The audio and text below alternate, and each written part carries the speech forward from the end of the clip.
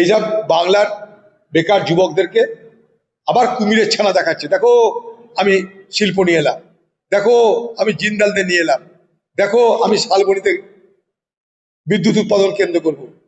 উৎপাদন কেন্দ্র করে কি হবে? বিদ্যুৎ তো বাইরের রাজ্যে বিক্রি হবে, আপনি কি করবেন? একটা বিদ্যুৎ উৎপাদন কেন্দ্র হলো, বিদ্যুৎ বাইরের রাজ্যে বিক্রি করবে।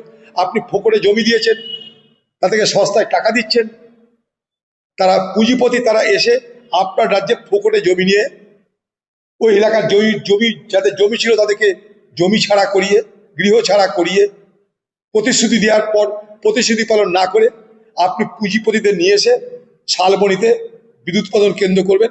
সেই বিদ্যুৎ বাইরের রাজ্যে বিক্রি হবে।